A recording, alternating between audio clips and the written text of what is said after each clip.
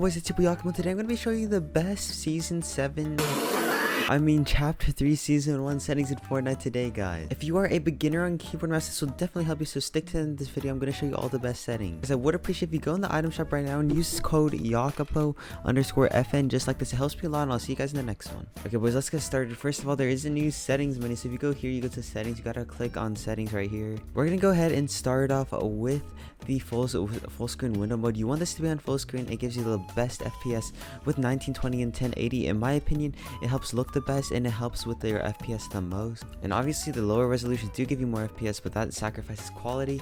And Fortnite already made the game pretty blurry. There's a notable difference between the previous chapter and this chapter, and this chapter is more blurry, so the higher quality is honestly the better. Next, your frame rate limit. You have to know how much your PC can actually handle. So if you go in a game and you put your frames on unlimited, like, you should see how much frames you can actually run in the bottom left. I have this capped because it's a glitch. I actually don't know how it happened, but it should be showing for you guys a bunch of random numbers on the bottom left if you put your FPS on limited, and just cap it at around whatever the highest one that can round it to. So if you're getting like around 100 to 200 in game, I recommend capping it at around 20 probably, or 144, just like I am. For brightness mode, you want this on 150 because they did make everything darker this season, so try to know 150, and colorblind strength 5 or 10 is honestly the move, boy. User interface contrast really doesn't matter. You can put on whenever you want. It really only changes the lobby. And for 3D resolution, you want this on 100%. Putting it lower will increase your FPS, but only by a little bit. View distance you want on near. This is just the best option for everyone. Even if you want a little bit better quality, it's really not worth the FPS that you don't get from putting it on near. Then textures you also want here on medium for the best FPS as well. This is just a good in-between between high and low, and honestly I feel like it helps my game. Then here's the important part, meshes for performance mode right here. Preferably for the best FPS, you do want them on low. Depending on your PC, you can test both out. I honestly prefer high though, just because the way they made the builds this time kind of make it feel a little bit nicer. Both feel really nice though, but I just choose high just because it looks a little better as well. Do you have VSync off and then show FPS? You can have on, but it's not really needed. It's just to, if you want to monitor your FPS while in game to see if it drops or anything. Here we go to the settings. We go to the little second tab right here. We have matchmaking region. You want to have this on auto, or whichever one is the lowest, which is NA East. Auto sometimes chooses the wrong one, so I should probably have that on NA East. And then the rest, I'm just gonna scroll down through here. You really just want to have all of these the same things that I have on. For preferred item slots, you can configure whatever you want. You can do this and do that to your liking. I don't have it on because sometimes it messes me up. It's really your preference. If you're a beginner, I recommend you have this off just so you can get comfortable with how you play. And then building, just copy my settings here. These are really honestly the best settings, guys. Don't even worry about it. Record replays, this is really important. You want all of this off.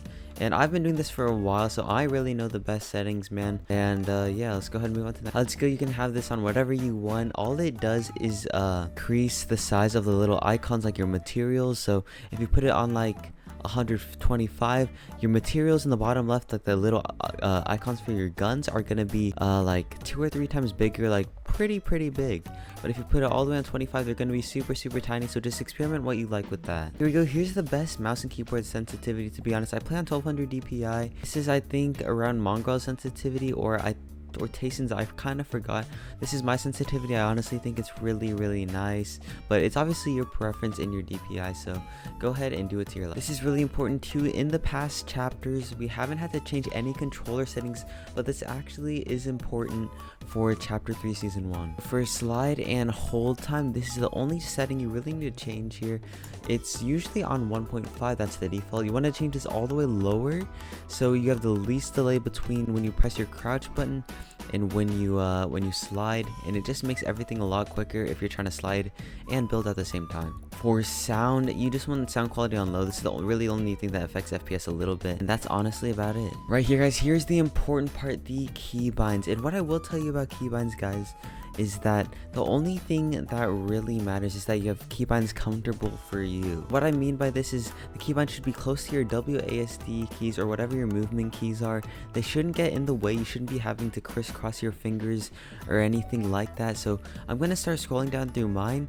One thing I will note though is you want to have a crouch button where it's out of the way and you can build at the same time you crouch, because that's going to be a big part of chapter 3 Fortnite season 1, where people are going to be sliding, building, and shooting at the exact same time. So if you can do all of those three at the same time, you'll have a big advantage over the players that can. Combat, you just want to do this. You can just look at mine. These are honestly my preferred things. If you think they're weird, that's okay. As you can see, RC and G all close to the WASD. Obviously not super close, you might have to change that. I also do have mouse buttons on my mouse, but you might have to change it throughout and just see what's honestly preferable for you, feels the best for you, because everyone has a different hand size. I consider my hands pretty big or around averagely big, so that's also why G might seem a little bit far away from me, but it's pretty close for me. You don't need to change anything controller settings, and that is about it, guys. Hopefully you guys did enjoy the video. I might play some gameplay of a little solo game I had earlier for the new season, but if you guys did enjoy that, guys, please leave a like. Remember to use support creator code Yakuba from the item shop, and I'll see you guys in the next one. Have a nice day.